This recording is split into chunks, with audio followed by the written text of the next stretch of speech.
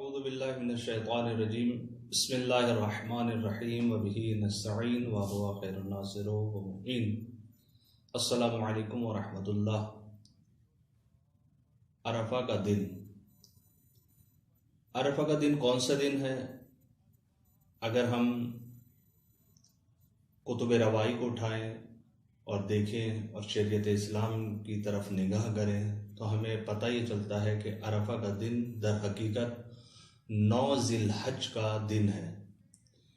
اس کے علاوہ عرفہ کا دن کوئی بھی نہیں ہے، کیونکہ 9 ذی الحج کو حاجی میدان عرفات میں جاتے ہیں اور وہاں پر اعمال اپنے حج کے بجا لے کر آتے ہیں۔ اور امام حسین علیہ السلام نے جو اپنے حج کو عمرے میں تبدیل کیا تھا اور میدان عرفات میں جا کر دعائے عرفہ کی تلاوت کی تھی، تو ہمیں یہ پتہ یہ چلتا ہے کہ شریعت کی روح سے، اسلام کی روح سے، کہ جو عرفہ کا دن ہے وہ در حقیقت 9 ذی الحج کا دن ہے۔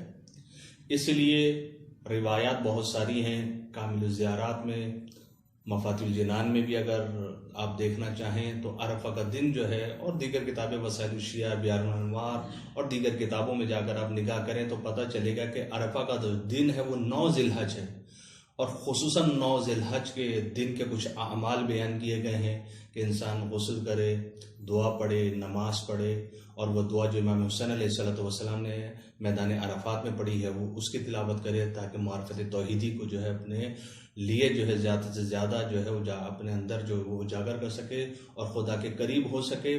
اور 9 ذی الحج کے جو اعمال میں سے ایک اہم چیز ہے وہ ہے زیارت امام حسین علیہ السلام۔ ہمیں یہ چاہیے کہ ہم امام حسین علیہ السلام کی شب عرفہ اور عرفہ کے دن جو امام حسین علیہ السلام کی زیارت کریں۔ یہ جو ہمارے ہاں ایک مشہور ہے کہ 15 ماہ شعبان سے پہلے 13 یا 14 کو کہ جہاں موت ہوتی ہے اس گھر میں جائیں، اور مشہور کر دیا گیا کہ جی عرفہ کا دن ہے۔